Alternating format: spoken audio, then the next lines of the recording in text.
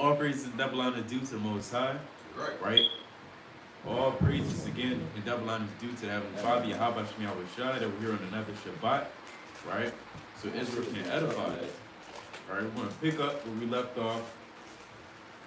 The brief account of every slavery. This is the final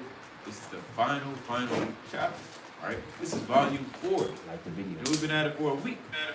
So, again, that's all praises. A lot of history's been going out. A lot of precepts have been flying, of course. Right? A lot of sources from the internet, through other books that filter through the Bible, all to let Israel know that all these slaveries, it happened. It's proof that it happened. You can't get around it. And so now we're going to touch on America. Right? This is the last and final captivity, the seventh major captivity. We've been here the damn longest. And it's ass. So, we're going to start with the inception. Appreciate it. We gotta start with the inception. Let's get Daniel chapter 7, verse number 7. Right? Now, Rome, we went into Rome, right? It ended off with 70 AD. We fled from Rome. Right? Matter of fact, let's get that first. Let's get Luke chapter 21 to verse 20. Right? It ends with 70 AD. You got the end of the Hasmonean dynasty, the start of Herod, the so-called Great, all the way through to 70 AD under Titus and Vespasian. That's when the Israelites was expelled from their land and fled Roman persecution. I bring that up. The book of Luke, chapter 21 and verse 20. And when ye shall see Jerusalem compassed with armies, then know that the desolation thereof is not. Right? Know that the desolation thereof is not. Right? Spoken of in the book of Daniel. Right? The 9th chapter. Right? Read. Verse 21. Then let them which are in Judea flee to the mountains. Right? Flee to the mountains. Flee to the different nations. Right? That's why you had Israelites in Europe, Israelites in China, Israelites all throughout Africa. Right? Read. And let them which are in the midst of it depart out. And let not them that are in the countries enter thereinto. Right? For these be the days of vengeance. These be the days of vengeance. That all things which are written may be fulfilled. But woe unto them that are with child. Right? Woe unto them that have kids. Right? Read. And to them that get sucked in those days. Right? For there shall be great distress in the land and wrath upon this people. Right? So he's saying, woe unto them that are with child in those days. Because you ain't going to be able to run, right, with your damn 1, 2-year-old. Right? Keep reading. And they shall fall by the edge of the sword. Right? The Jews shall fall by the edge of the sword. Read. And shall be led away captive into all nations. Into all nations. Read. And Jerusalem shall be trodden down of the Gentiles until the time of the Gentiles be fulfilled. Right, the time of the Gentiles. The time of the Gentiles being fulfilled is going into America's downfall. Right? So that's where that's the end of the Roman captivity when we fled in 70 AD. You had something to bring up? Yeah, a lot of people are simple. They say slavery didn't happen. They say, I don't see the boats. They say, how do you know the white man did it all? This is the Black Holocaust for Beginners by S.E. Anderson. This is page 24. It reads, the point we're trying to make here is not that the French or Portuguese or Europeans or Americans or Jews, it's like your Jewish people or Arabics were primarily responsible for the slave trade, but that no country or religious group was exempt. So there was no religion, no country that was exempt from having their hand in slavery. We just read that in the scriptures. And it says, Europeans of all. The so-called white man to this very day, they're the Europeans, right? They're Esau. That's their biblical nationality. They're the Edomites, right? And they went all throughout the world trying to change their identity to clean their hands from slavery, make it seem as if they didn't do it. That's why you have so-called Americans say, well, I'm American, or I'm not really American, I'm German, or I'm Swedish, I'm Switzerland, whatever, right? But nevertheless, hey, you still had a hand in slavery. It doesn't matter what you call yourself. Because like it just said in here and in scriptures, and you'll be trodden down by every nation. Okay. I digress. So we can bring that out in Babylon and Timbuktu. It's the book from Babylon to Timbuktu, Alright? page 84. It reads, in the year of 65 BC, the Roman armies under General Pompey captured Jerusalem. Right? In 70 AD, General Vespasian and his son Titus put an end to the Jewish state with great slaughter. Right, we just read that out the scriptures. Right, go to the last verse. We brought this out before. Or the last sentence in that. In the book. Luke. The last sentence in the book. In Babylon Timbuktu. We went over this before, just a recap, because it all links up to America and the inception. Right, bring it up. The last sentence in this paragraph. During the period from Pompey to Julius, it has been estimated that over 1 million Jews fled into Africa, Right? fleeing from Roman persecution and slavery. Right, now pull up the Negro land map. Right, this is a map by the French, the 1700s. Right, Negro land, it's a map of West Africa. Right, right, yeah, just type in Negro land map in images. Negro land map. You gotta get into the history, man. It's important. It might even know the precepts and the breakdowns, but a lot of the precepts and breakdowns, it ties into history. You know? It was just on Google, right? No, it was taking me to download it, but we was on Google Chrome at first. But I don't know. No, you good, you good. All right, I'll just Type in Google.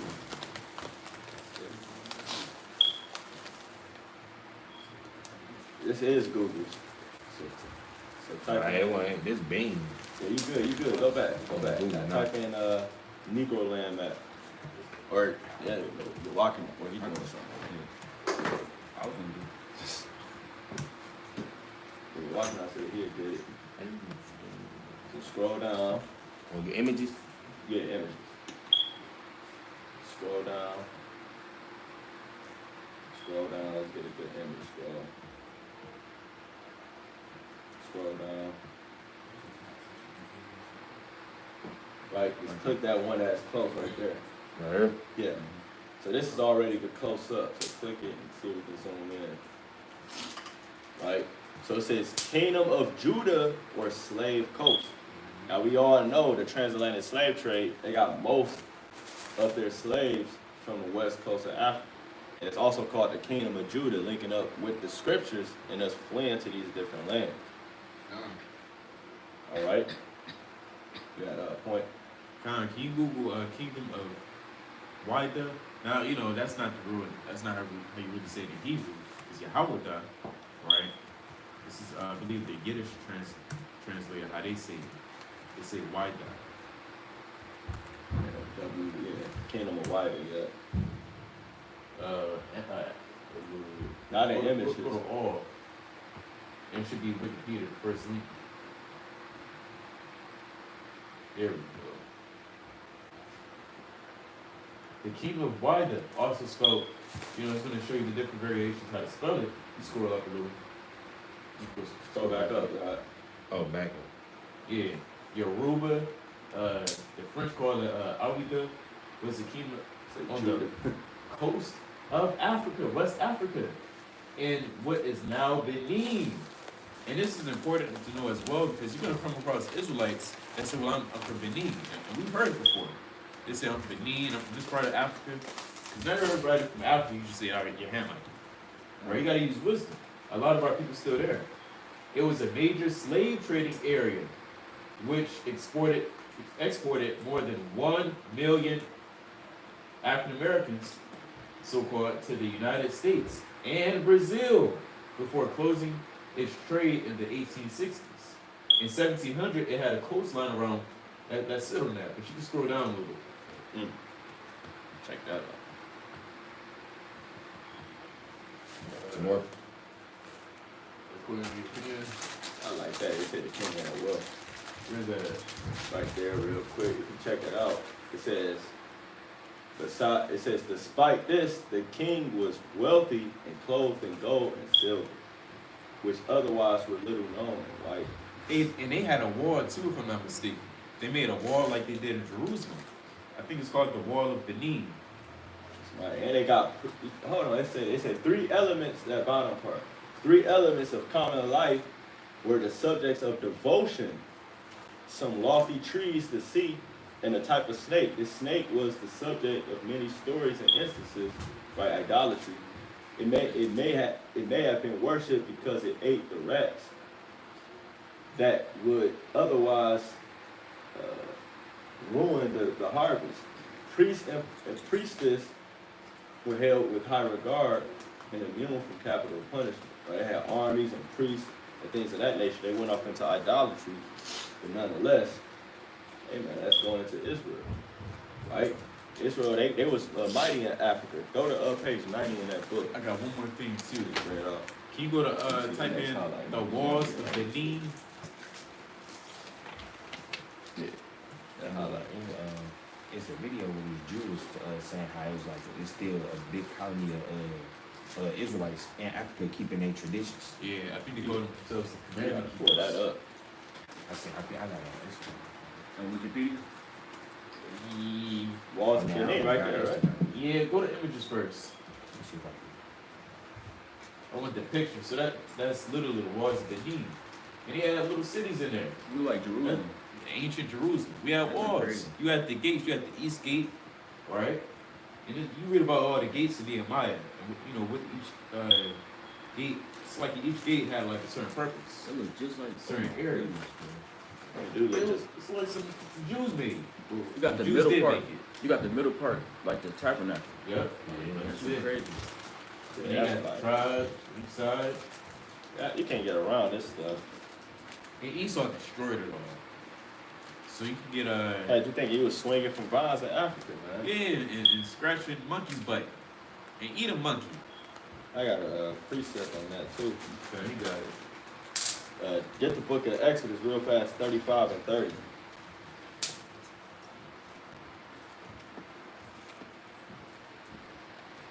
Hey man, you gotta love the Bible, man. You gotta love these scriptures. 35 and 30. Mighty. Well, Another one too.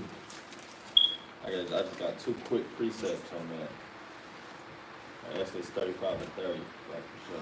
Let me know when Yeah, you you can bring it up. The book of Exodus chapter 35 and verse 30.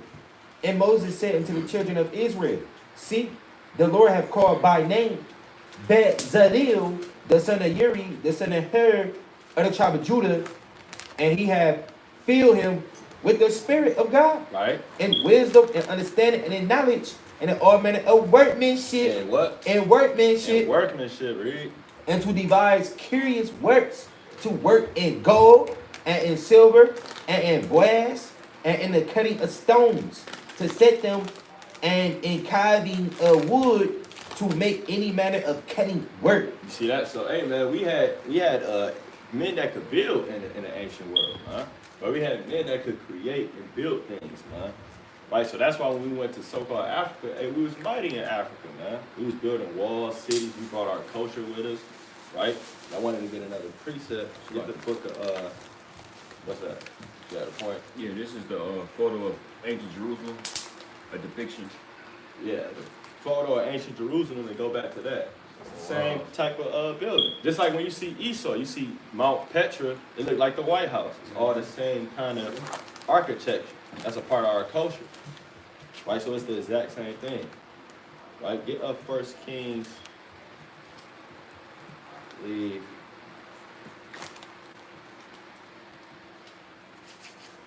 It's like, bear with me. 1 Kings chapter 11. And where's that exact precept?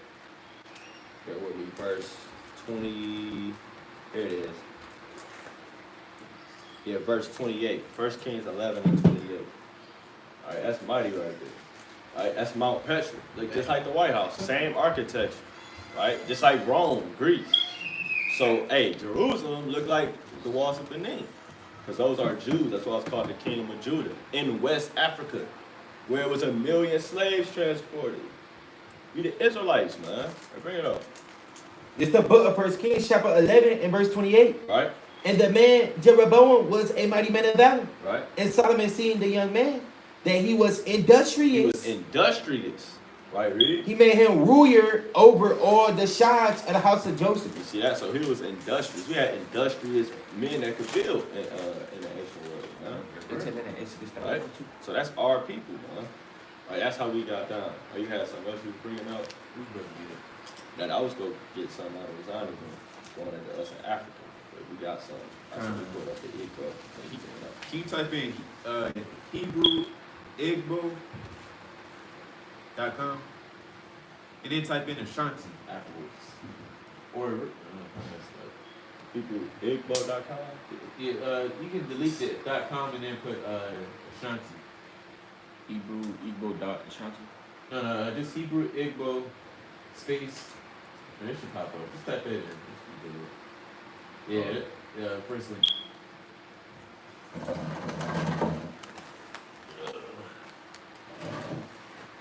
Check that out.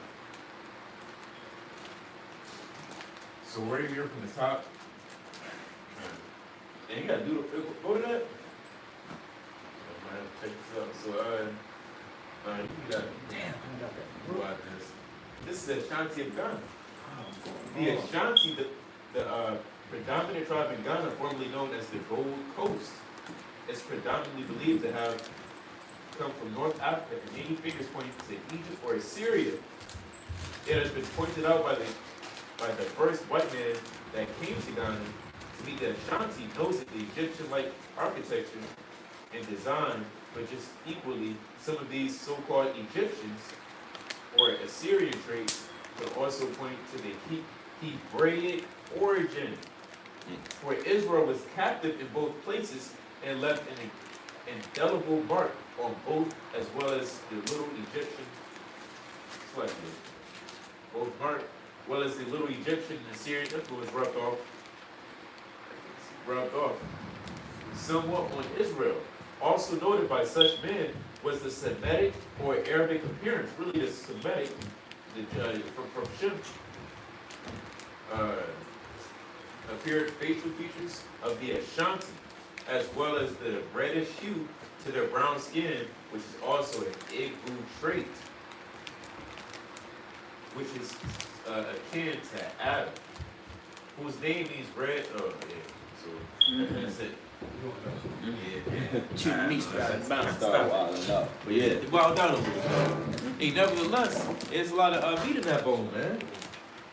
And it even say when you jump down, I've already established in my earlier works regarding the Igbo, which I have linked to Gad and other Israelite tribes, that the first Hebrews and Jews were of dark and reddish complexion. See that? Dark and reddish complexion. That's a me website comment. Alright, so we going into how we fled to Africa. You can actually see us in Africa. It's a book called Hebrewisms of West Africa, where it shows the different tribes like the Ashanti, different tribes, and it shows how they had different ways of the Hebrew. Like, so get that in Babylon and Timbuktu. And all this go link up when we go into the inception of America, and then they start putting the Jews in slavery again. Right, but we showing how the Jews fled, what happened after we fled from Roman persecution. We grew as different nations throughout Africa. Right, even Europe, right, because we grew it in Europe too. Right, bring it up. The book, We have to go into that right too. Right, bring it up. the book from Babylon to Timbuktu, page 90, last chapter. The black Jews had an advantage over the African tribes. Right, over the African tribe. It says the black Jews had an advantage over the African tribes. Right, read. They are more and mightier than you. Right, bring it up. They carried their culture, history, laws, and written records with them. Right, we carry all our laws and written records with us. Right, what's those laws and written records? It's talking about the scriptures. Right, the Lord said, give me Psalms 119 and 111 real fast. The book of Psalms chapter 119 and verse 111 Right. reads, Thy testimonies have I taken as inheritance forever. Right? So the testimonies, the things of the scriptures is our heritage forever. So we carried that with us, right? Keep reading that. Back in Babylon. Yeah, Babylon. It reads, this assured them a constant precedent for the development of a higher social organization. Right, so we had we developed a higher social, because everybody always talking about Egypt, this, and Africa, this and that. And when the Jews came, when we came, that's when it became that's when the development of society grew. Hey, it was established. Before we came, it wasn't nothing, man. Like brother said, you had a priesthood. Classic. This is the book of Exodus, chapter 1 and verse 8. Now there arose up a new king over Egypt, which knew not Joseph. And he said unto his people, behold, the people of the children of Israel are more and mightier than we. See that? So we It said more the same mighty. thing in there. And then drop down, because like I say, it didn't really advance till we kind of, came into play. And it was the same thing back then. It says, the verse dropped down to verse 11. Therefore they did set over them taskmasters to afflict them with their burdens, and they built for Pharaoh treasure cities, Pithom, and Ramses. So it wasn't even considered no treacherous place until we built it up. That's right, And I'm man. gonna keep going on It's that. like bro. America. Right, bring that up. Just like America. It says, because of the stability of the black Jewish culture, the Jews were not absorbed into the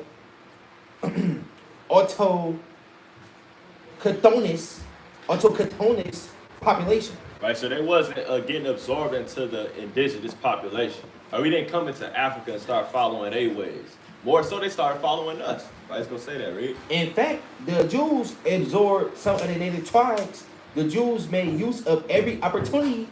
They were an industrious and skillful people. Right, we just read that. Right, Jeroboam was industrious. Right, Bezalel of her, like the people who created and mined it, Ark of the Covenant. They were industrious and skillful. Right, read. In the Jewish Ghanaian states were found kings, Right, we're found kings, read. princes, Princes, governors, generals, we had generals, secretaries, we had secretaries, treasurers. we had treasurers. And it's like, you read about treasurers in Corinthians. You read about treasurers all throughout Paul letters.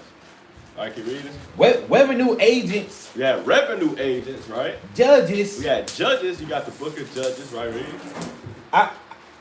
architects, We had architects. We understand that we architects. You seen how we built the wall of Benin, right? Read. engineers, Right. We had engineers. Read. doctors, We had doctors, right? You got doctors all throughout the scriptures, right? Luke was a physician. Read. historians, We had historians, man, who knew about the history. They probably had the book of the Chronicles of Judah, the book of the Chronicles. They knew all the history, right? Read. language We had interpreters, language interpreters. Paul spoke many different languages. That's 1 Corinthians 14, right? Read. mathematicians, You had mathematicians, right? Because even when you read even from the time of Noah, he had a measure. It was this many cubits width and what. So we had mathematicians, right? Read. jewelers, We had jewelers, right? Read. sculptors, Right? Sculptures, right? Read. masons, Masons, read. carpenters, We had carpenters, read. painters, We had painters, read. of art, goldsmiths, We had goldsmiths. leather workers, We had leather workers. Hey, John, you wore a leather. What? Didn't you wear a leather girdle? Yeah, Something like that? that's what a tanner is. Right. Simon the Tanner. Right. Camel skin leather. Yeah, he had to, somebody had to make that. Did he go get that from the heathen? No, man, he got that from his brother. Right, you had Eve in the book of Acts. She was making garments, man. Right, read. It says, leather workers, potters, armorers, The armorers, right, read. saddlers, blacksmiths, agriculturists, You got agriculturists, blacksmith, right? And it teach you in the law how to do agriculture, right, read. etc. Etc. Hey, so it never said in there that we was starving and swinging from trees. Big pot bellies. It just gave us a long list of what we was doing, and it had to say etc. man. Because we had so many mighty men in the scriptures. So many mighty men that they literally had to tell us, right? That they literally had to tell us, etc. to all our might, man. That's how mighty Israel is, man. And we was in Africa doing that. So guess what the Africans did? And they got mad, man. They got jealous. You think they was cool with us coming in and kind of taking over their land? You think that was cool with the Africans? It wasn't cool with the Africans, right? Right? Is it more than that? It say black Hebrew kings of Ghana. Yeah, he said what? It say the black Hebrew kings of Ghana had 2 titles. Kayamaga, master of gold, and Ghana war chief. You see that? So we was the kings of Ghana, man. And that's right here, the Shanti of Ghana. That's great. Right? So we was the kings and rulers in Africa. It wasn't even the Africans, man. Like we came and took over, we even absorbed some of them, man. So that's how we was moving when we fled to Africa. Now America, they had their own thing going on. While this is going on, the Romans was still being a nation. And the Romans ended up splitting from their nation. All right? So all this is going on, but you still got the rise of America in the process of this time. Because we also was ruling in Europe. Right, let's get that Revelation 20:1. Right, while we ruling in that landmass, we was ruling in Europe as well. I wish I had that book. Right, but bring that up. The book of Revelation, chapter 20 and verse 1. Right. I saw an angel come down from heaven, having the key of the bottomless pit and a great chain in his hand. Right, the bottomless pit that represents Europe, right? He had a great chain, right, finna bound up this 7-headed dragon, which represents the European structure, right? Read? It reads, verse 2, and he laid hold on the dragon, He laid hold on the dragon, right? Read? that old serpent which is the devil and Satan, and bound him 1,000 years. And bound him 1,000 years. Right, now look up the Holy Roman Empire. Right, the Holy Roman Empire is going until when the so-called blacks was reigning in Europe. That's why it's called holy, because who was always known as holy? The Israelites. Right, click off. Right here. Right, click that right there. Right, now I want to see the time frame. All right, scroll down. They don't give you a time frame. Is over there? Those are different capitals. Different government emperors ruling in different time frame. Oh yeah, you see that? From the first Emperor Charlemagne, from what, 1800 all the way to when? 800 all the way to when? 1806, Prince's six. That's literally 1,000 years. It's literally around 1,000 years the Holy Roman Empire was in rulership. 800 to 1806. Right? It's 1,000 years. That's crazy. Now that's when we were in rulership of Rome. Charlemagne was a J. All right, those are the different emperors. Right, also known as the Byzantine Empire. Right, so we ruled Europe and we was ruling Africa. Right, but all while this was happening, you had certain things going on with America and in the so-called New World. Because as we read, when we went to the Persian captivity, the natives was already here in Osiric. They was already here. Then we fled to Africa, we fled to Europe, and we started taking over there. So what was going on with the so-called white man? Get Daniel 7 and 7. What is that date? No, that was 280. That was 24. Yeah, going to September or something like that.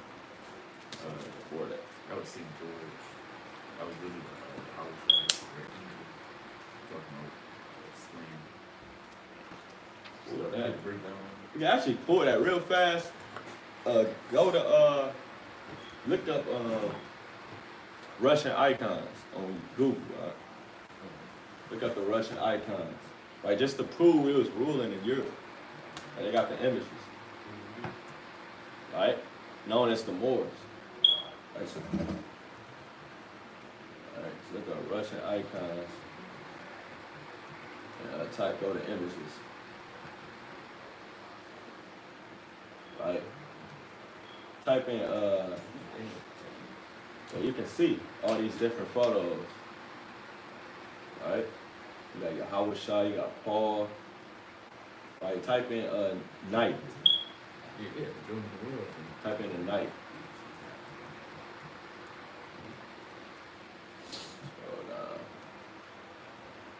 You got St. George. We did a cold cut on the book Scroll up. a long time ago. Oh, that was an Edomite. That one. Keep scrolling. Yeah, there go a Jake on the horse. Yeah, it's Jake on the That's horse. St. George. Yeah. That looks like Saint Demetrius. Scroll all the way Some up. of these people, they be making Scroll all the way up, King. You can see right there, Click St. Saint George. George. Yeah, click Saint George. You got Saint Demetrius, Saint George. Scroll down. You gotta get the closest one we start. Check that out. Yeah. Yeah. Look like a mighty Jake with the friend that's on the horse, man.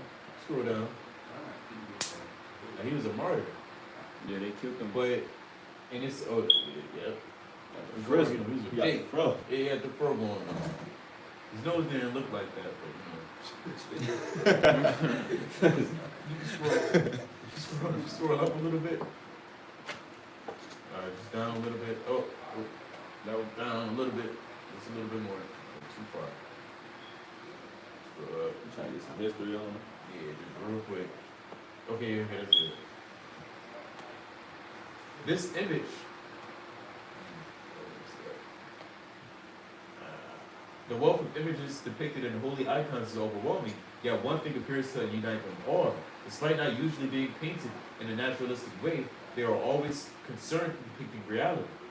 In icons of the life of Hamashiach, his saints, or other historic events, we are always presented with what happened and the meaning behind what happened. The image of St. George killing the dragon, on the other hand, appears more like a fairy story. Indeed, it's a popular image in a children's storybook. You scroll down, that's where the Germans got their a lot of their fairy tales. Like slaying the dragon from Jake. So why are there literally thousands of holy icons surviving of St. George killing a dragon found in all parts of the Christian world spanning centuries? Scroll down. George was the man. It's like George the man was a Roman soldier born in the late 3rd century, A.D. Cappadocia, and brought up as a Christian, Israelite, by his widowed mother in her hometown of Lydia in Palestine under the Emperor Diocletian. A persecution of the Christian arose. Being a Roman commander by this time, George was ordered to take part. He refused and confessed his faith.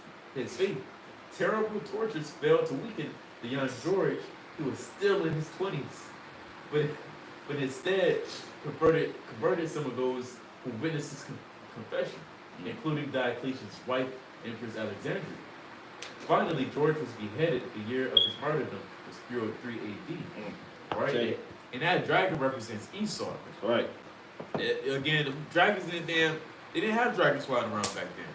So that's why even in art you have something called imagery, if I'm not mistaken. That's the right verbiage, where certain animals or certain things represent something. The horse represents power. We read that already in Job, huh? Personification. Con.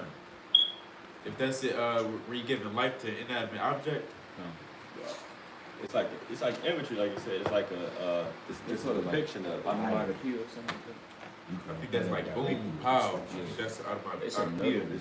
It's all right. I can't remember the word either, but nevertheless, the horse represents power. The staff weapon, obviously, a sword and instrument. And he smashed him in that dragon. He's killing him. He's smiting him. Right? That's him having dominion over the nation. Showing his power and strength over them.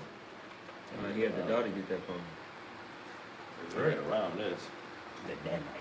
That's fire. Around this. Yeah, let's get Daniel chapter 7, That's yours? verse number 7. Yeah. He just highlighted, he just found some minor stuff. That's a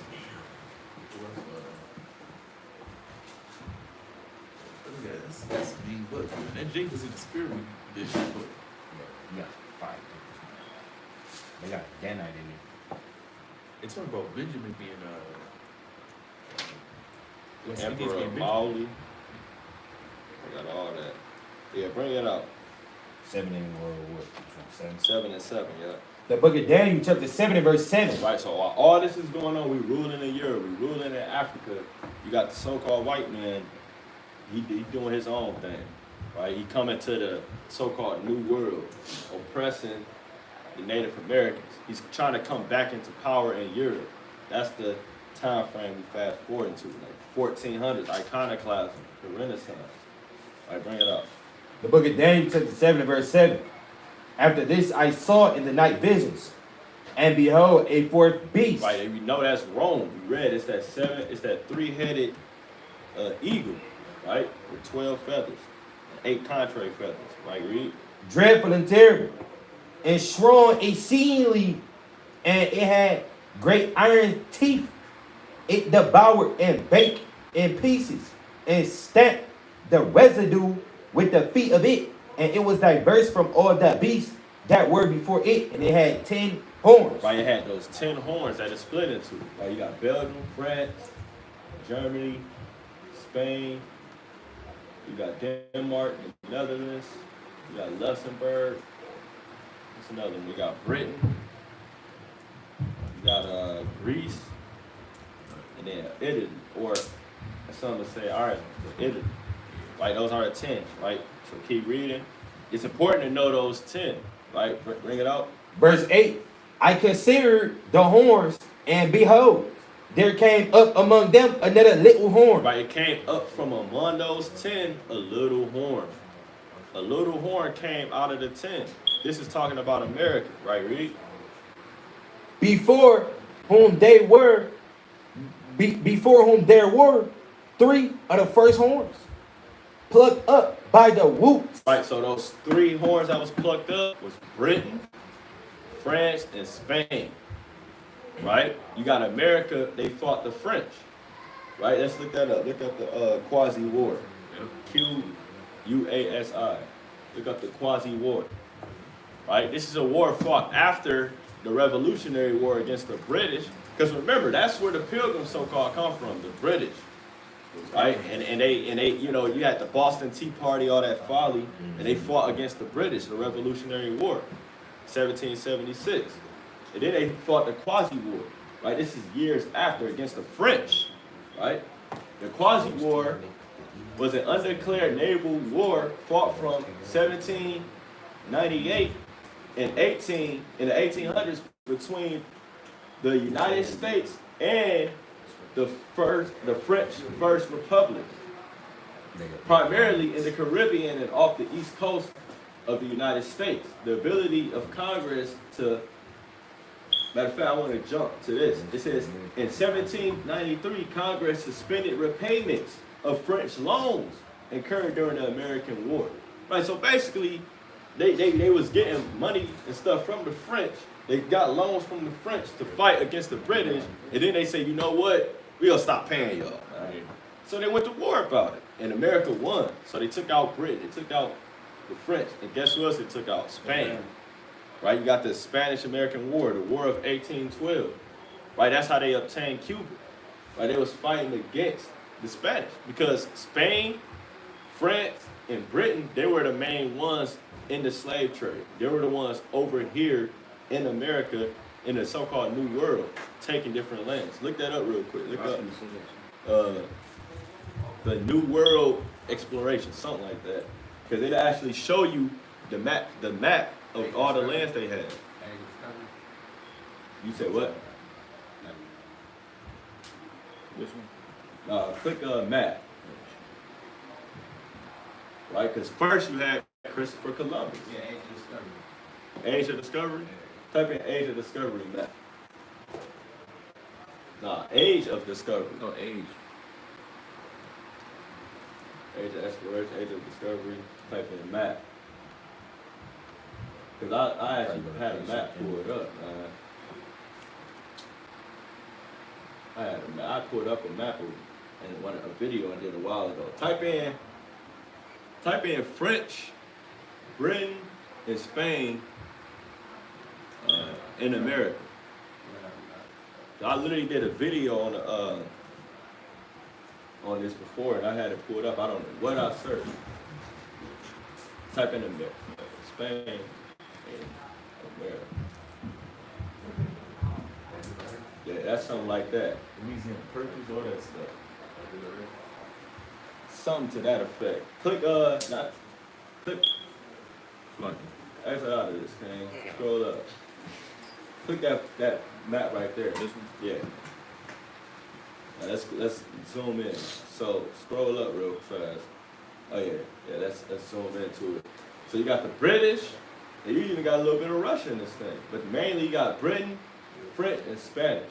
Right, so you had Spanish, they had all that land you see.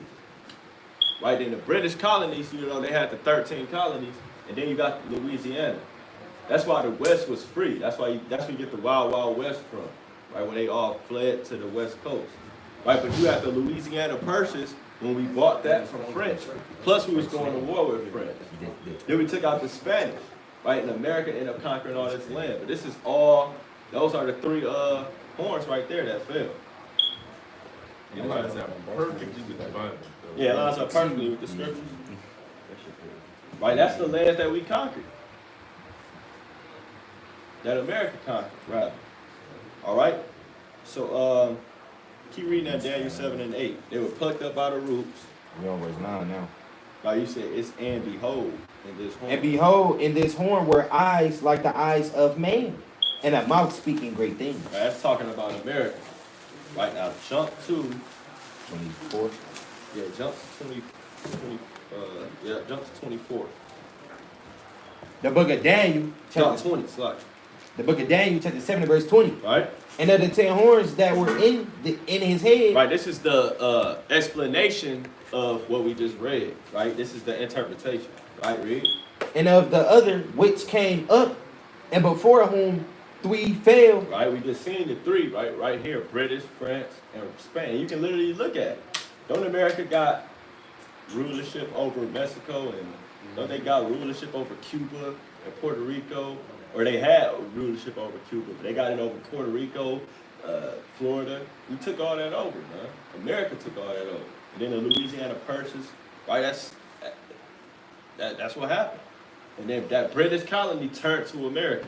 It just came out of the 10 horns. Right? They broke off from Britain and became America. Right? Can you read it? Read. And before whom 3 fell, even of that horn that had eyes, and a mouth that spake very great things, whose look was more stout than his fellows. Right? His look was more stout than his fellows. Nobody had rulership over the earth like Babylon the Great. Quick precept, get 2nd Esdras 11. Now let's get 2nd Esdras, the 11th chapter. Right, 2nd Esdras 11. First, start at 31. The book of 2nd Esdras, chapter 11 and verse 31. Right? And behold, the head was turned with them that were with it, Right? and did eat up the 2 feathers under the wing that would have wings. Right, and the 2 feathers is the contrary feathers. It's talking about, it's the same 3 horns. Because they would have reigned. Right? Britain was over. They would have reigned in the New World. It was made. Right? But the Lord, you know, he had different things going on. Right? So this head swallowed them up. America, right? Read. Verse 32. But this head put the whole earth in fear, Right? America put the whole earth in fear. Right? Read. and bare rule in it over all those that dwelt upon the earth with much oppression. Right? And it had the governance of the world more than all the wings that had been. Right? And no other nation had governance over the world like America. So its look was more stout than its fellows. Now you got America over there trying to run things in Iraq, trying to run things all over the whole world. They got garrisons set up everywhere you go. If you go to China right now, I guarantee it's a base for some goddamn world probably, man. Right? And then North Korea, or which the other one, South Korea, whichever the other one is. All through the Middle East, you got bases set up. All throughout Europe, you got American soldiers, man. Right? So we got government, they have governance over everything. Right? Like, go back to Daniel chapter 7, verse 21. The book of Daniel, chapter 7, verse 21. And I beheld, and the same horn Right, that same horn we established as America, read. made war with the saints. He did what? Made war with the saints. Right? And prevailed against them. Now that's going into the captivity. That's going into us going to slavery. He made war with the saints. What happened when they made war with the saints? They put us in slavery, man. Right, that same horn, America. So you got the inception of America, and it was prophesied to put us into captivity. Right, that's what happened, man. Right, real fast out this book. Get this book right here. This is The Black Image in the White Mind by a so-called white man, George M. Frederickson, page 74. Check this out. All right, because even a so-called white man, they know we the Israelites. All right, bring it up. Just read the highlight. The book of the black image in the white mind, page 74. All right. In the 1840s, Morton collaborated with George I. Glidden, an Egyptologist who provided him with mummy heads and information about the racial significance of Egyptian tomb inscriptions. Right, you see that? So he gave them mummy heads, ancient Egyptians. Right, read? In Crania Egyptopica, something like that. Egyptica, Right? published in 1844, Morton pointed out that both cranial and archaeological evidence showed that the Egyptians were not Negroes. They were not Negroes. You can see the cranial, you can see their bone structure and see that they weren't Negroes. And the archaeological findings, they like, these aren't Negroes, read? As abolitionists, Right? and colonizationists Right, these people here, right, read? had maintained, and that in fact blacks had been regulated to the same servile position in ancient Egypt as in modern America. You see that? So blacks have been regulated to the same type of servitude in Egypt as in modern America. That's what the so-called white man came up with in the 1840s, man. Right, so they understand this already, right? So we had to serve slavery under the so-called white man. It was prophesied. Get Revelation chapter 6. Right, start at the 6. Start at verse 4. And you pull up the blue letter, King, and go to Revelation 6 and 5. The word balances. Right, bring it up. The book of Revelation chapter 6 and verse 4. Right. And there went out another horse that was wed. Right, this is talking about the so-called white man. Right, read. And power was given to him that sat thereon to take peace from the earth. Right, and that's what he does. He's taking peace from the earth. Right, that's his whole duty. Right, read. And that they should kill one another, and there was given unto him a great sword. That's how you know it's Esau, because Esau is blessed with the sword. The sword is the wicked. Right, read. Verse 5. So like, and this is going into the conquest that we're reading about. Conquest of the new world, them taking over everything. So after that happened, the horn came up and made war with the saints. And that's what we're finna read about right here. Bring it up. Verse 5. And when he had opened the third seal, I heard the third beast say, Come and see. And I beheld, and lo, a black horse. And he that sat on him had a pair of balances in his hand. Right, so this black horse had balances in his hand. Now, black represents gloomy, mourning, right? Now, this black horse with the balances represents the enslavement of the Israelites, right? This is the word balances. Go down. This is balances in the Greek. It says a yoke, right? Metaphorically used of any burden or bondage as that of slavery. Right? So when you're looking at a black horse, the man sitting on it got yokes in his hand, right? That's representing the enslavement of the Israelites. Right? That's what it's talking about. Right, keep reading. Verse 6. And I heard a voice in the midst of the fourth beast say, A measure of wheat for a penny. Right, and wheat represents the bread, right? The knowledge of the scriptures. A penny. So it'll still be cheap to get the wisdom. People like Nat Turner read the scriptures and rose up. Right, you got us right now in captivity. We still can always get the knowledge. Right, read. And 3 measures of barley for a penny. Right. And see, thou hurt not the oil in the wine. Right, so the Lord said, enslave the Israelites, put them in captivity, but we go still keep the knowledge so they can wake up to who they are in the latter days. Right, you had a precept in that. You can bring out Jeremiah 8 and 21. The book of Jeremiah, chapter 8 and verse 21. Right? Read. For the hurt of the daughter of my people am I hurt. I am black. Astonishment have taken hold on me. Right. I'm covered in, like your brother said, I'm covered in gloominess. I'm kind of ashamed. I'm kind of depressed. I'm going through hell. All right, can you read that again in Revelation 6 about the horse? The book of Revelation, chapter 6 and verse verse 5.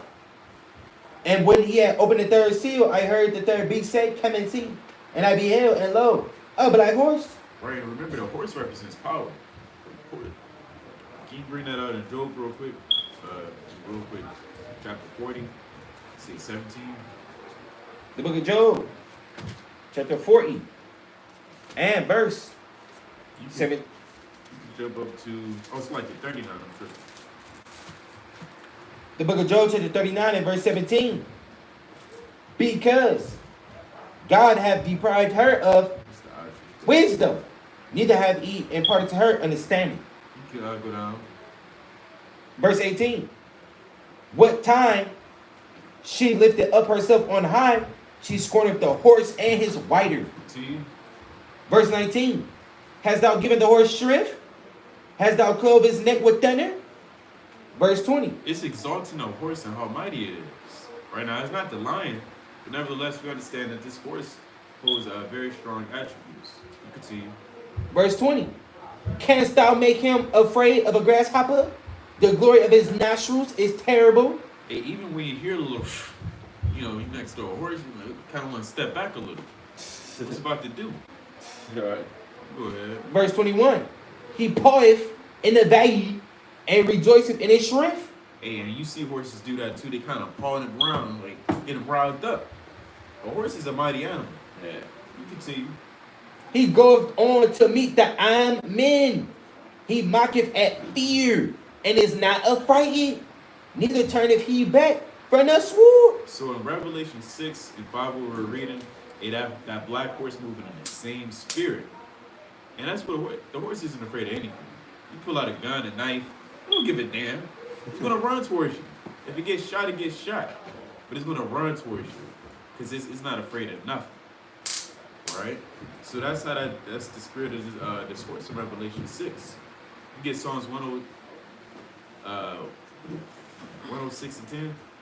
The book of Psalms, chapter 106, and verse 10. It reads, and he saved them from the hand of him that hated them. It's like a 107 and 10.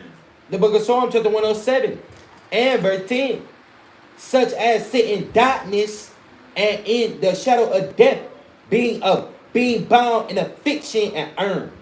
Right? But- we were literally bound in affliction and iron in those slave boats. That's right. Literally. Could you Google that, Bob Bashar? We were put in there like sardines. Our Africans transported in slave ships, something like that. Like, you want to look at this picture here. We had iron on us, and it was dark as hell under there. You had people, defecated on you. Women having their period on, So you can't even flower take on that. That's the actual image right there. The one where they stacked up. That's another one too. Where? Right. Oh, that one too. Right. Go back, man. It's one right there. Scroll down at the bottom. Right here. No, scroll down. Scroll down. Right there. You Right this on next to that.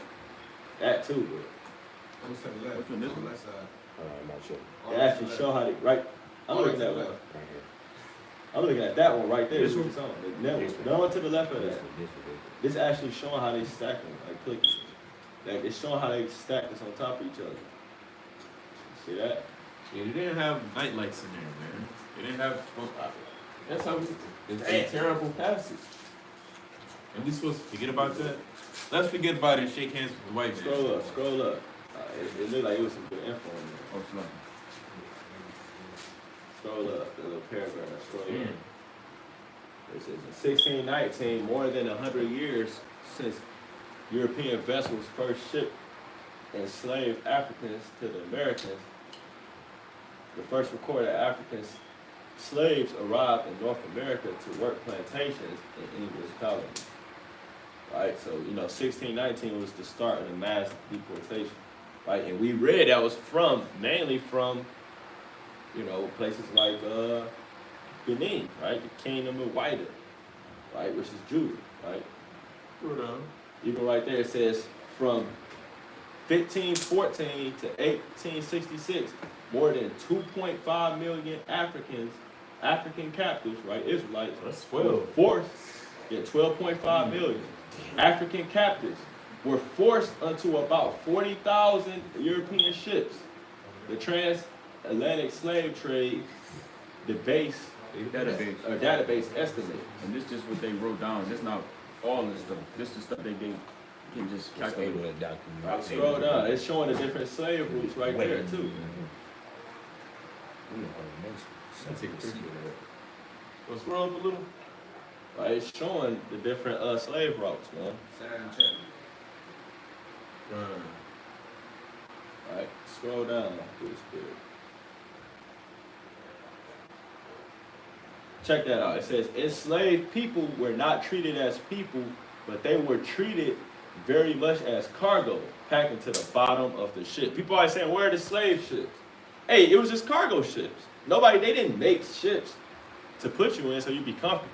They had the regular cargo ships that they kept their tea in and they wine in, and they say, you know what, we can pack them in there. Throw them in the bottom like cargo. It show you how much they don't give a damn about you because they preserve all the stuff that the so-called Jewish man go through, but they ain't preserve nothing that we have. They don't give a damn. They don't care, man. That's wicked as hell, right? It got pictures of this. Hold on, scroll down. Let's check this out. Where it says passions on the vessels. It says conditions for the slaves were horrendous. They endured months at sea with physical and mental abuse. Men were chained in cramped spaces with leg irons. You just said bound in affliction and iron with leg irons. And on average, 304 people embarked on each voyage with 256 disembarking. Look up that word disembark. So they probably need most of them down. Right, look up that word disembark. Pretty sure that means. Right. See what that's talking about. So it was 304 at average, but 265. They said with 265 disembark. Right. To remove to shore from ship, to get out of a vehicle or craft. They killed them. So 265 of that 304 was disembarked on average. Then it got them the hell out of it. Yeah. Threw them overboard. Yeah. They probably died Because they was too sick or they was weak or or rebelled. Because then people would stop eating and then knock your teeth out and force feed. Watch that movie. They got a Good Bound for Time. You'll see it. You know, it's gonna turn your stomach into damn knots, but you gotta watch that. It's another movie like that where they literally gave them a choice, like either rock with this new our language, our culture, our heritage, or you could keep your own stuff and die and get thrown overboard. And they had a whole bunch of slaves shackled with chains. It didn't matter if they was pregnant. It didn't matter. They had them all shackled together. And what they'd do is they'd throw a rock in the water, a big heavy rock, and it'll automatically, whoever didn't want to get down with America in their ways, they put it basically like an anchor, and they drug them all down. So they couldn't come back up. They couldn't swim. They couldn't fight. They just automatically just dead. They got a sculpture of that. It's a big rock with a whole bunch of slaves. You're supposed to forget chains these and people, shackles. man. They all That's connected what the to it, Bible speaks. and they just sinking all the way down to the damn ocean. If they chose to rebel and not listen to the white man. and they got memorials of slaves, statues in the ocean. Yeah, let me see if I can pull that up. People who bring underwater sculptures. And that's the picture of us. That's what I'm about to. I forgot the name of that movie, bro. Underwater sculptures in tribute to Israelite slaves. You gotta type in Africa though. Okay. You go to images. See that? You look real closely, they got chains on their arms. What? So you gonna mess up the thing. Hey, Crazy book right here, like that. Images of slavery. too. Hey, that's sick, man. And what do we do to the so-called white man? Nothing, man. But that's because Israel wanted to rebel against the Lord. They got the damn thing in the middle. Look, yeah, you can see, yeah, click on that. Zoom in, what's that? That's probably to keep it in place. Look at these craftiness. They go to chains right there. And then look, they got a whole damn thing in there, the whole, look, man, there's no way out of that. What you doing? Oh, yeah. Look at that, look at the bot in the middle. They got a whole damn structure. So, bro, gotta keep it sturdy. The chains and the chains. They can't escape. There's no way around Now, click back on that article, the voyage.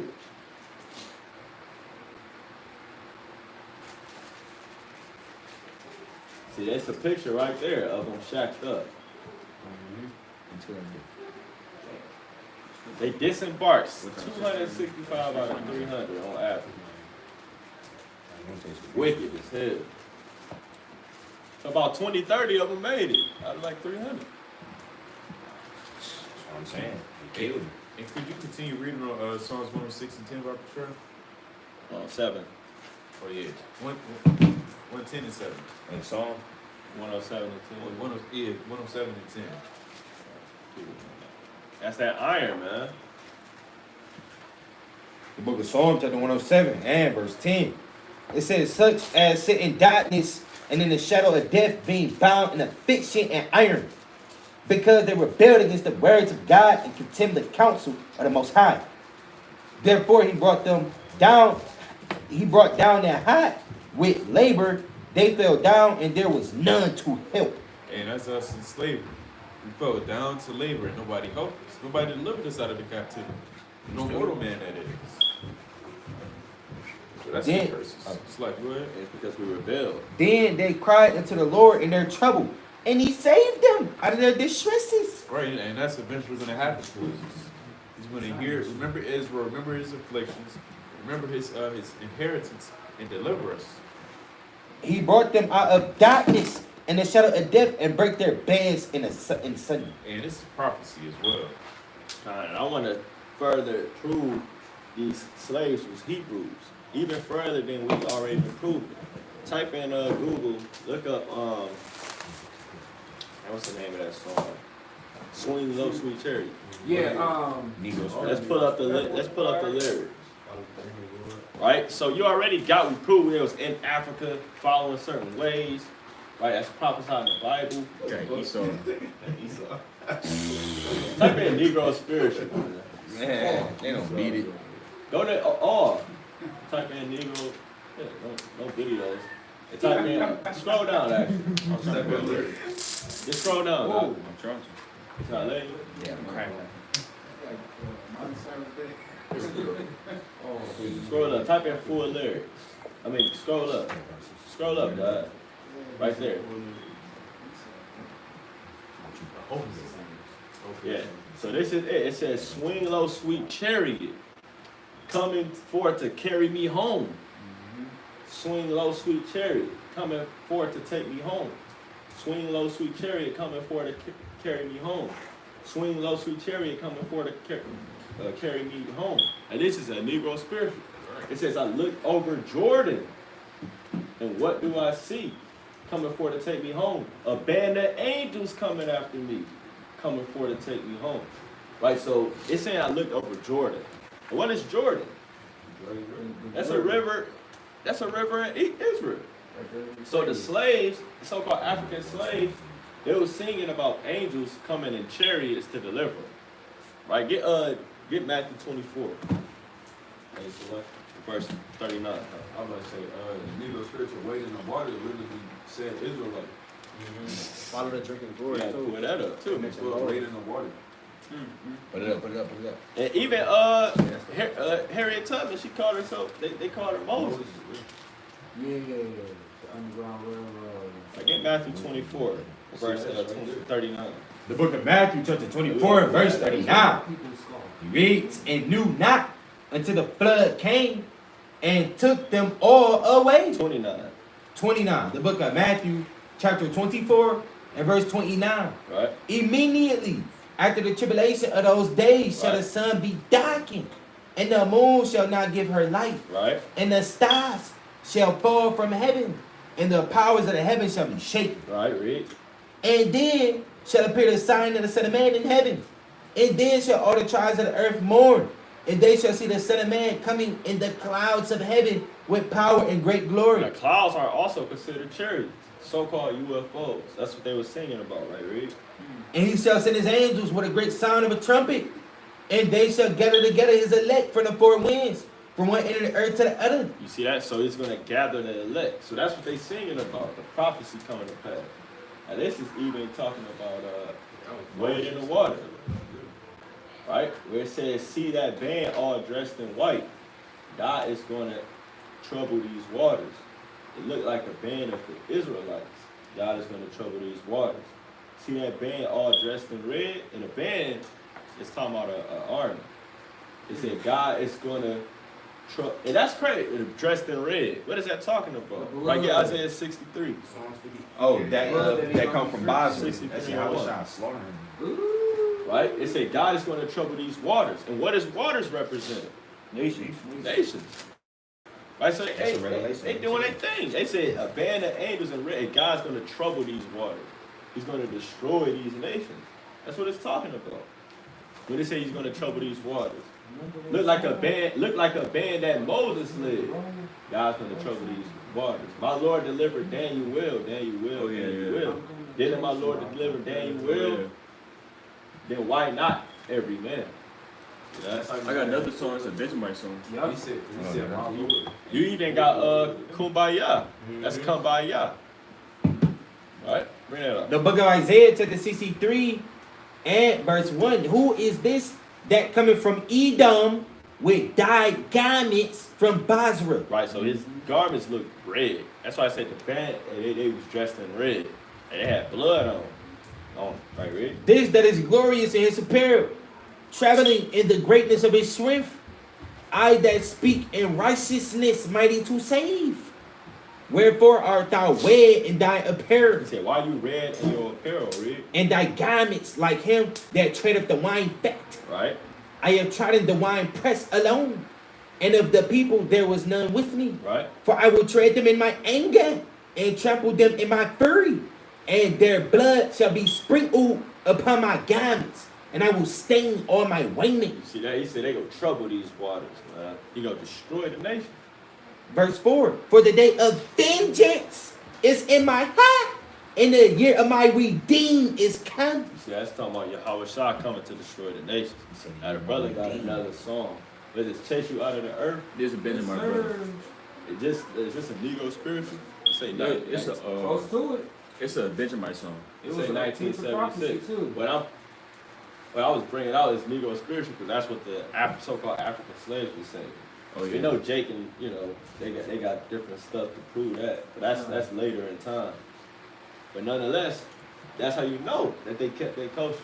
Right? Even when you I wish I knew that website. If anybody know the website, got the names of that Hebrew slaves. It's slavevoyages.org, I think. Try to type that in. Search it first. Slavevoyages.org. And you can even see the Clotilda, that was a slave ship they found. Slave voyages, Yah, its names, yeah, type, hit Yah. Where it say Yah. Yeah, that's it, click that. Yeah, the places. Scroll up, God. The people of Where it say transatlantic. Database. Yeah.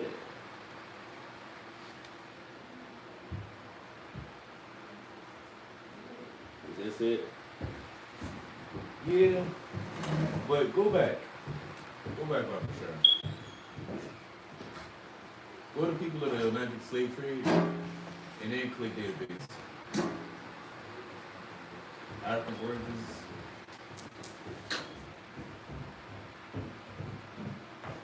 Go to scroll down. This is something you gotta click. You got it. Exit out of this. Different page. Exit out. Keep scrolling back to the search in Google, man. Keep scrolling back to the search in Google. Scroll down.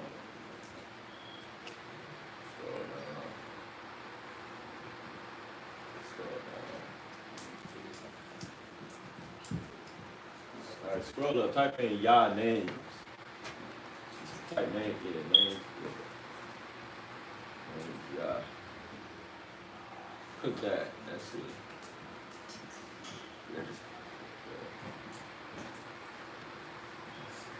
Where is their name at? That's the ship, man. scroll down. Type in African name, type in Yah, and then hit search.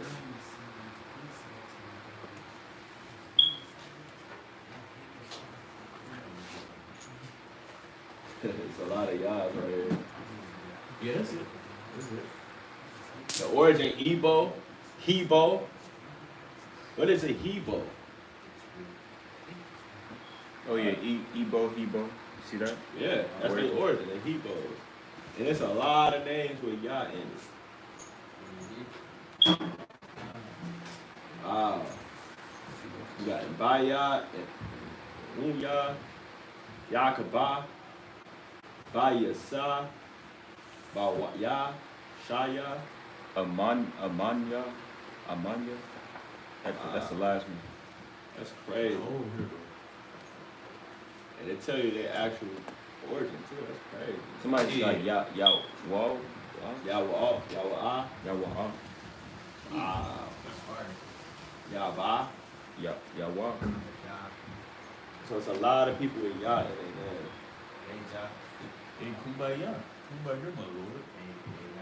Haya. So it's just so much proof pointing to the Israelites, right? Being the slaves, man. They sung Negro spiritual. They came from Africa, places that was named after Israel. The Israelites fled to Africa. I mean, it's just too much, man, to show this, man. Like, these names sound like they got a Hebrew type of name. All right?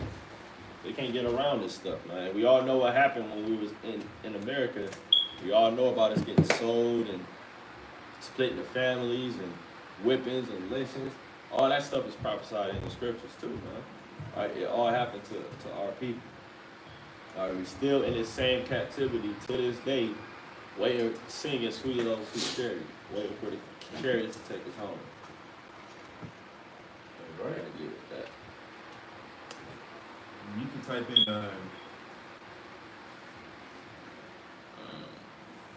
Hebrew written in church pews. We're talking about the first Baptist Georgia. Want to search on the video? I want to go to images first. Just in case. Hebrew written church pews. Wow.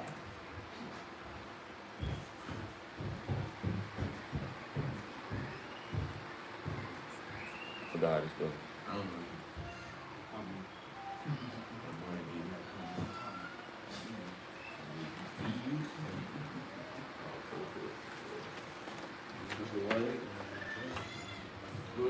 If he know it, he said something about the Georgia church, something like that. It's a video. Okay, you put it real. I wanted to. You can look it up. Oh, it's written. They got the Hebrew on it. Yeah, it's scratched in there. It's like from the slave day. So, Kind of is. Wow. Can't get around it. Right, you see, we was kings in Africa. We wasn't as ignorant, man. We just couldn't understand English. oh, here's They said we couldn't read or write. No, we couldn't read or write English. the first. Imagine we get kidnapped right now by some Russians and they try to force Russian. Like, we don't understand the language. Like, Or Chinese. yeah, it's like they go like we could be like what? They just smack you. They ain't gonna know what's going on. Hyundai Santa Fe. Then they never teach you how to read their language. They never taught us how to read the language. You'll be confused. My first African You gotta go back. There's a little Rewind. We gotta break it down. slow roast. Scroll. Go back. Let's deal with it.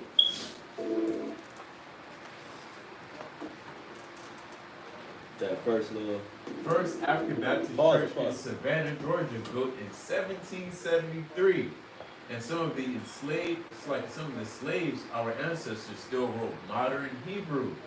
In a few pews in the church, they carved modern cursive Hebrew into them. Right, you got block Hebrew, you got cursive Hebrew. You got Where did they even learn that from? These are just taught in slavery.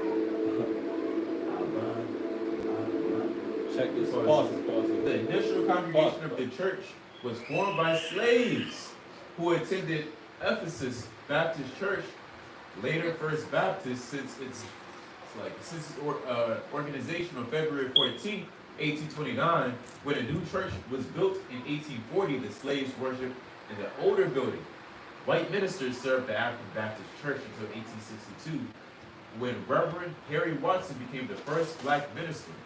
The church was granted a site at 11th Street and 6th Avenue by Georgia General Assembly, but moved to its current location at the cost of $75,000. At the cost of $75,000, 1950. That's wicked. It was 1950, 75,000. It was renamed First African Baptist Church under the leadership of That's the name of the church. First African Baptist Church. It's all, they still do this, Israelites. They knew. The ancient world, I don't know much. Yeah. Not ancient world, but 1800. It's a bad day. There was one where there was a lady explaining it. So that's the curse of people. It's like a pause. They wasn't teaching us how to read and write in English. So they damn well wasn't teaching us how to read and write in damn modern Hebrew. They didn't understand Hebrew. They didn't speak and write in Hebrew. They spoke English. Right? The Hebrew comes from the Khazars, right? The Jews, the so-called Jewish men, like this modern Hebrew. So they wasn't in control of us writing this. So that's how you know, man, we gotta be the Israelite. Because how do we even know this, man? And then can you go to type in Israelite Bill? I think that's in the last one.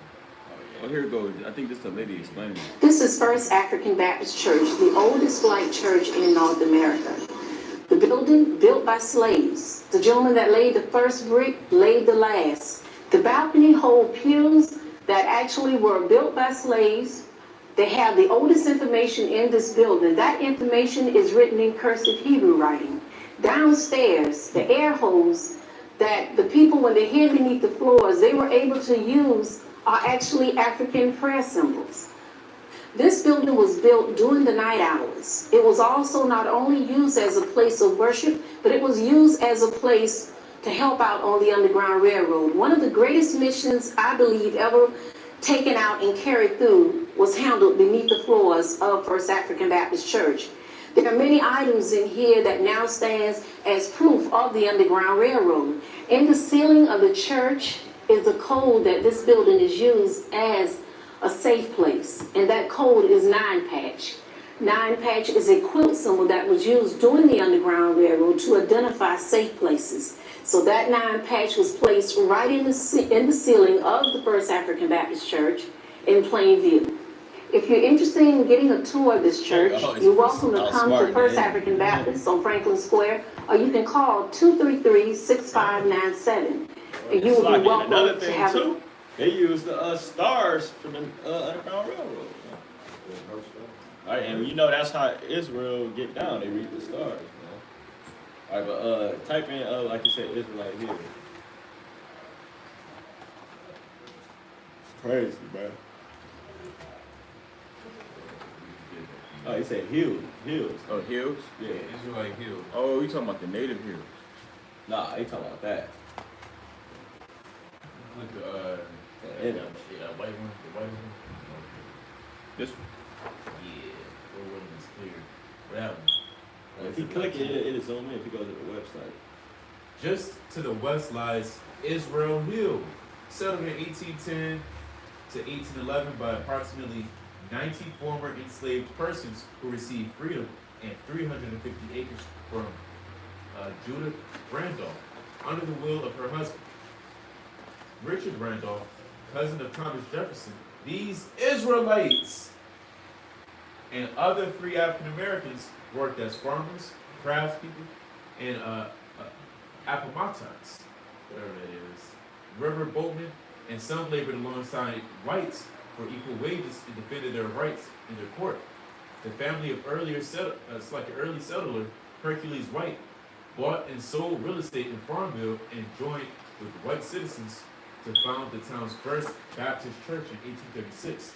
Israel Hill remained a vigorous black community into the 20th century. Now, Jake, don't get hacked, or don't say, okay, that's our reparations. Esau, he can make it now. That didn't happen to 12 million other, Israelites. That was just a few. But nevertheless, the point is to say these Israelites. That's playing upon tables. Type in this. Type in Hebrews for sale. Yep. These Israelites. Hebrews for sale. Jason, I'm not an Israelite. Where's the proof? Right there. Go to images, huh? That's all. Okay. Type in Hebrews sale, slave for sale.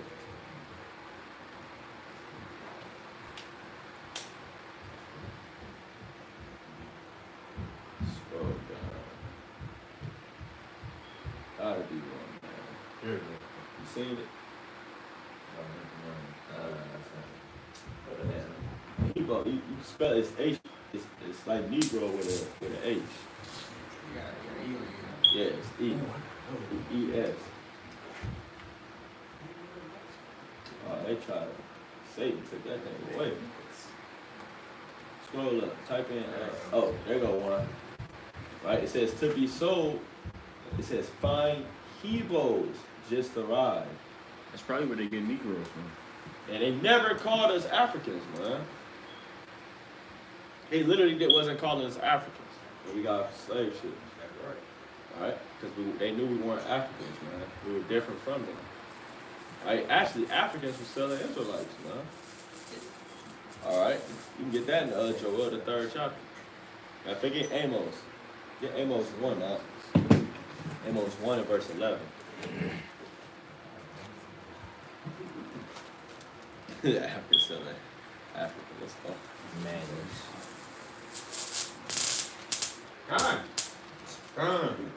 God. Right, Amos 1 and 11. Bring it up. Right. The book of Amos, chapter 1 and verse 11. Right. Thus saith the Lord, for 3 transgressions of Edom, and before. I want Tyrus. What is that?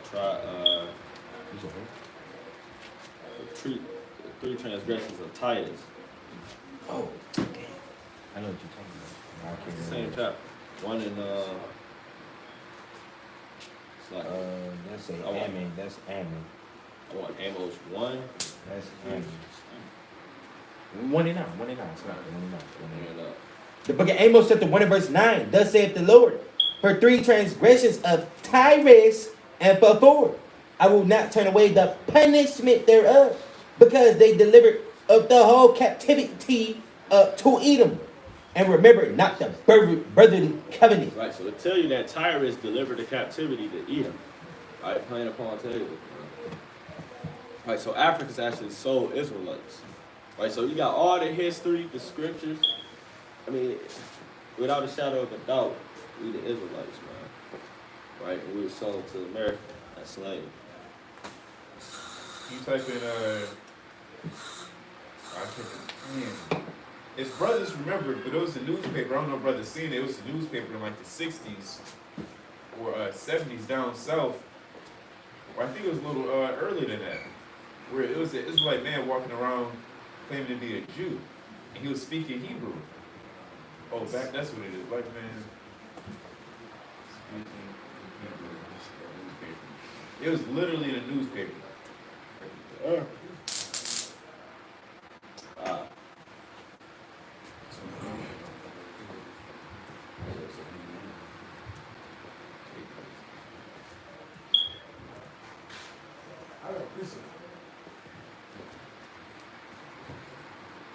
Trying to find that history. Damn. You typed it in 1960. That's the Jewish time. Oh, you got to type in, I think, like black man. Yeah, I should put like that. Black man speaking You Hebrew. put Jews speaking Hebrew. Cause I heard him say Jews. That's what we know we the Jews, but they ain't gonna call them the Jews.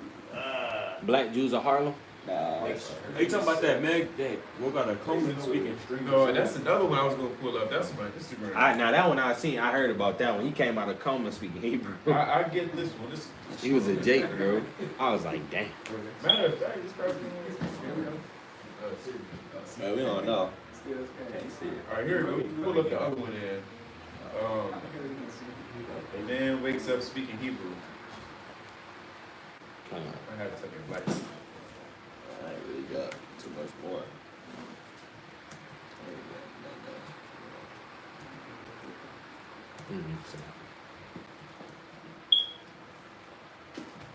He's typing, is that guy? Well, he's speaking the language of the gods. Let me go to the regular part. Oh, might have an article or someone. That Vegeta in that thing. Yeah. Yeah, they got Vegeta fuck about. What the hell? Vegeta gotta do it.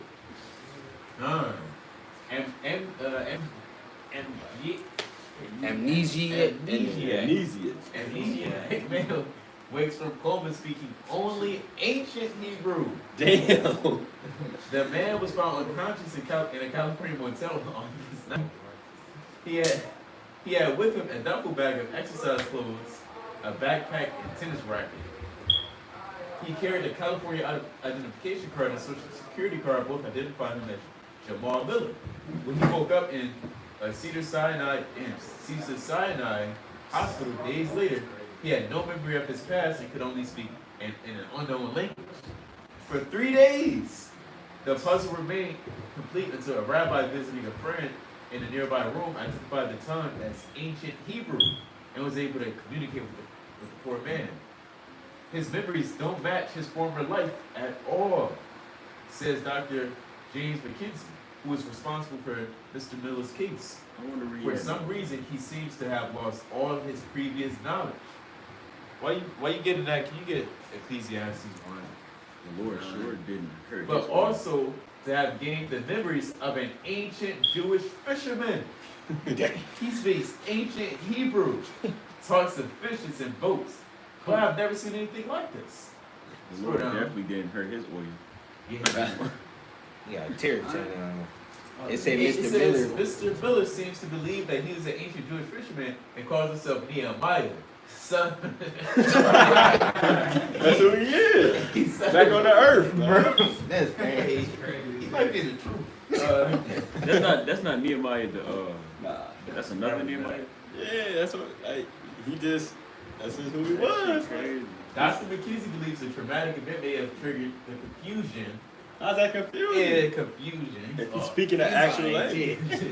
Consulting some speech language pathologists, neurologists, neuropsychologists, and psychologists. They was confounded trying to figure it out.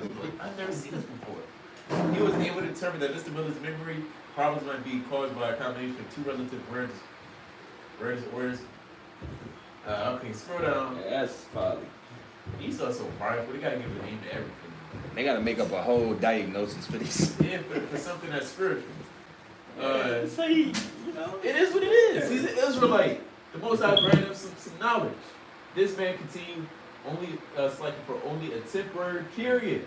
Alternatively, some patients may find themselves speaking this completely new language for a prolonged period of time. This is one of the most extreme cases of amnesia and memory disorders that I've ever heard about, says Dr. McKenzie. It's impossible to tell if he will regain his past memories and if his new memories will they disappear. could put new. This is a really unique case, as people with foreign language syndrome usually learn. Yeah, you scroll down. Foreign language. Yeah, they're going off. They're going off. Look. He said he baffled. Esau lost his head. It's the spirit, Yeah, man. it happened to other nations, so they say, you know. You could have tried some stuff. Unconscious speaking from 4 new languages: Chinese, Japanese, Korean, Indonesian. I was a 17-year-old. That's So, it on hey, that. You can't make that stuff up, man. They was confounded. He Confounded. spoke Hebrew, ancient Hebrew. Sound Nehemiah, the son of John. Damn. Probably stop putting hand on Hey, that's confounded. And the Israelites. Praise the Most High. I gotta show my folks this video. Y'all watch the whole video. Watch it. You got Ecclesiastes, King? Which one? Ecclesiastes what? The 1 and 8? The book of Ecclesiastes, chapter 1 and verse 8. Hour 30. It reads, all things are for... Nope. 9. 1 and 9. The thing that have been, it is that which shall be. And that which is done is that which shall be done. And there is no new thing under the sun. Is there anything whereof it may be said, see, this is new? Right? It has been... See, they're baffled. They're confounded, but we're not confounded. Because we know he's an Israelite. This really is no surprise. Right. It's news to us, but we know we're not gonna be like, oh, we're not gonna lose our complete mind over it, like baffled like Esau, you know. he called them like a psychologist, neuropsychologist, speech pathologist, calling on all of these people. Why is this happening? You got it. It reads, it says, it hath been already of old time, which was before us. There is no remembrance of former things, There's no remembrance of former things, but in Most High mercy, who we have mercy. You continue. neither shall there be any remembrance of things that are to come with those that shall come after. Right? And what does he after that? That's There's no. You already read it. Oh, Yeah. Con. Yeah, that's it. See that? I wish I could find a newspaper, but it was a newspaper saying a black man was walking around in New York City. I think we're down south, and he was speaking Hebrew, claiming to be a Jew. You type of black man claims to be Jew. Google that.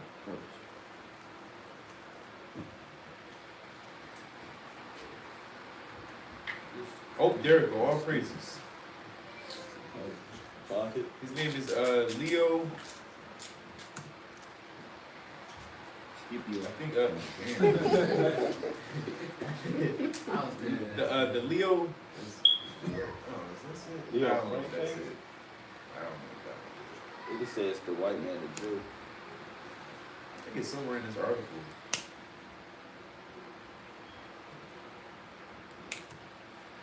He had like a little whiteboard or something. Or chalkboard. It's crazy, man. Yeah, you can't get around it, man.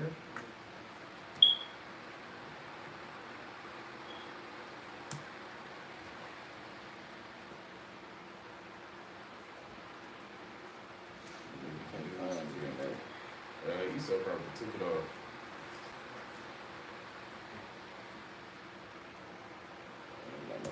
That's all right. And so that's the captivity. That's American Babylon.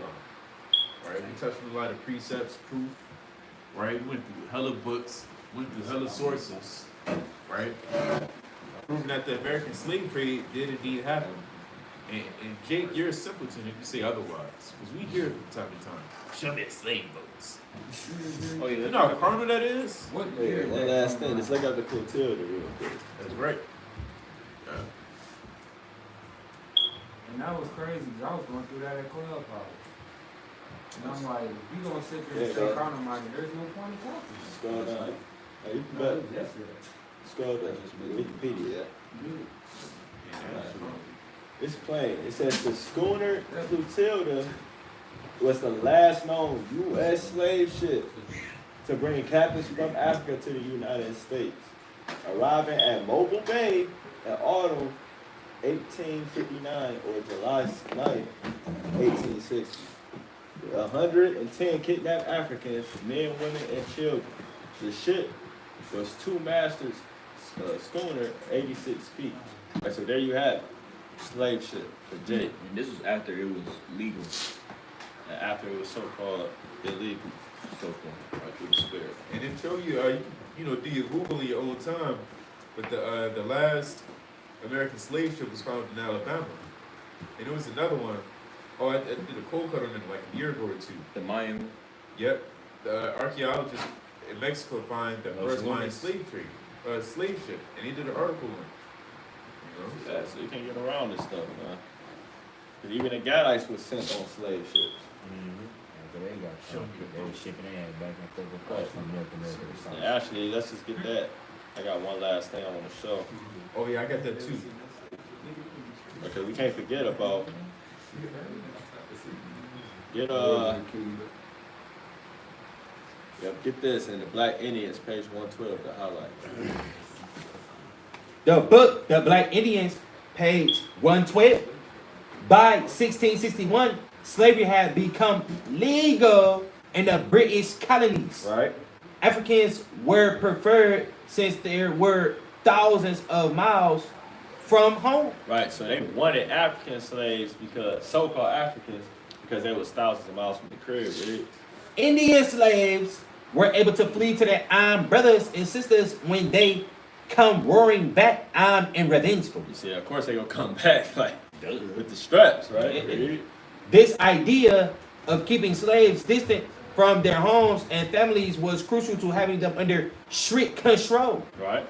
British merchants took Indians enslaved on the mainland and shipped them And they shipped them. to the West You Indies. see that? So you had Native Americans getting shipped all through the West Indies, right? Because they didn't want they didn't want the natives. I mean, they lived in the land, so why would you enslave them when they can run away to their brothers, like I said? Because they was kidnapping them. They tell you they kidnapped 110 men. They was kidnapping them, right? Throwing them on the ships about 4. That's something like And yeah. yeah, I think it's in that book too. We gotta find it. Over 1,100 Native Americans were sent to Europe and Germany. Or parts of Europe, really. I don't know if it was Germany, but 1,100. Look, You want to type it in? Oh, that page. Native Americans. there's You want one to type it in?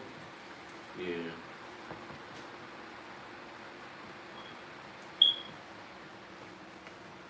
So all day about the American slave.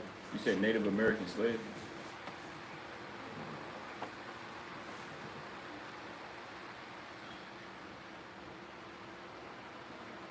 Native Americans put on boats, slave boats. You could put boats to Europe too. Yeah.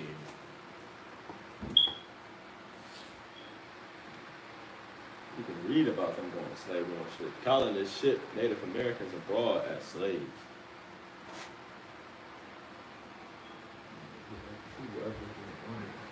Native American slavery is a piece of history of slavery. Alright. Hey, check that out. 2, No, you want to keep reading that. it says Linfield Associate Professor of History of Brown between 1492 and 1880. Between 2 and 5.5 million Native Americans were enslaved in the Americas, in addition to 12.5 million African slaves. Okay, so it says, I gotta make sure the camera got that. It said between 1492 and 1888, between 2 and 5.5 million Native Americans were enslaved in the Americas, in addition to the 12.5 million African slaves. Check that out. Scroll down. I got another article too, King. I'll wait, you know, done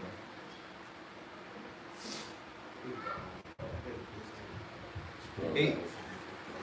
Check it out. It says, during the war, New England colonists routinely shipped Native Americans as slaves to Barbados, Bermuda, Jamaica, the Azores, Spain, and Tangier in North Africa, Fisher says.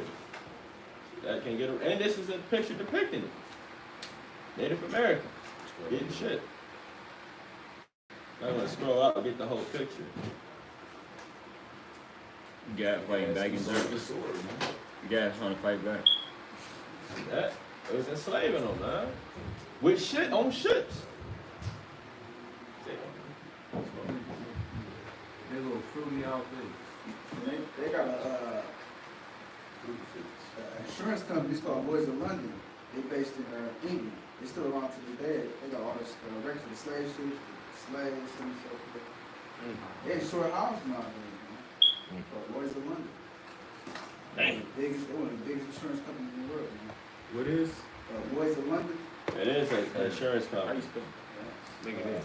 And what you I know say? exactly what you're talking about. Lloyd's in London. He said they still got records with slaves. So they knew Slave, it was about slave to ships. happen. Oh, they insured? That's madness. Insured slave ships. Nigga, God, that's prophecy right there. I was gonna say that's a cut too, because you know people say 12 tribes are so-called black only. That's a cut right there. Yep. And you got the Negro. That shit's so good. It's they literally go through every curse in Deuteronomy. That's pretty much it on that. It's this is everything you need to know about Latino. Shabbat. It says, this page 43. This is the last thing I bring out. African people were brought to the New World as slaves by English and Spanish and Portuguese. And remember, Portugal, they had parts of South America. That's why people in Brazil, they speak Portuguese. That's the #1 language. Can you Google that about the chart just to fact check it? We want to prove all things.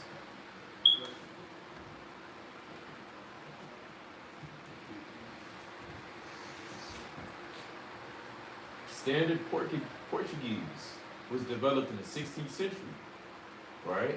And that came from who? Esau, right? So again, African people were brought to the New Worlds as slaves by the English and Spanish and the Portuguese. As early as the 15th century, the Portuguese pushed down the African coast and introduced African slaves into Europe. At first, Portuguese ships carried slaves to Spain. When the New World was discovered, descendants of those slaves were born in Spain, were brought to Haiti, also aka Hispaniola, to work the mines. The Spanish conquistadors attempted to use local Arawak, those are the Gadites, Mayan, Aztec, and Inca to work in their New World plan, that's like the plantations and mines. But when the Native Americans began dying off, the Spanish started importing slaves from Africa. The great ship companies of Europe to bid against each other for the right to transport African slaves to the New World. And when we jump down, it reads this. Most African Americans, like most African slaves in the Spanish colonies, came from the. Well, that's not what I wanted. I mean, That's go on and on, but madness. here we go. It talks about the Jewish man funding slavery. It's page 39. Spanish Jews, right? These are the Sephardic Jews. Spanish Jewish people, they wrote mostly in Arabic and became an intrinsic part of Arabic culture. Renaissance, they were scholars, financiers, and tradespeople. It's like the financiers and tradespeople and philosophers, so-called, who excelled in the art of rhetoric. And that's really it, right? So they were tradespeople and financiers. What were they financing? Slave boats. Cargo Amalek. boats. Amalek became rich. The Khazar Empire, they was rich. They had furs and wood. They actually had wood. You read that in the 13th tribe. That the Khazars, they had wood. That was one of their strong sell things. So they had the wood and funded the slave trade, literally. That's right. You know, And look, it say this. It say the Black Holocaust, page 21. The Browns also received support from another merchant prince, profiting heavy from the slave trade, Aaron Lopez, a Jew of Portuguese descent, who, like the Brown family, owned slave ships and had other businesses directly related to the maintenance and development of slavery business. He was not only the formerly persecuted Jew man deeply involved in the business. English-born Isaac da Costa settled in Charleston, Carolina, and by 1736, that light turned off. 1736 became not only the Lopez family minister, but also commissioner. It's like a commission merchant in the business, the 18th and 19th century. New England Jewish bourgeoisie played a key role in the rum distillation industry, particularly in Rhode Island. There were many Jewish businesses involved directly or indirectly with the slave trade. And they literally say Jewish. Far more than were any involved in the anti-slavery movement. And they got them with the wood, like you was mentioning. See that? Wicked as hell, man. So these nations, man, they gotta pay, man. They all had a hand in the slave trade. Hey, see that? I don't know what page is that. Come on. For the fact people say that that's not true, look at the attributes of today. You know what I'm saying? I don't have to be a physical slave, but you're still a slave mentally, physically. Yeah, that's the oppression. You're still oppressed, you're still a slave. You can say, oh, you don't believe in the slave trade and all this and all that. You still gotta go to work for somebody else that ain't your company. You still gotta make sure you pay bills for who are not your people. You still gotta pay taxes. All those things are on about. You're still a slave. Stupid. That's the crazy thing about it.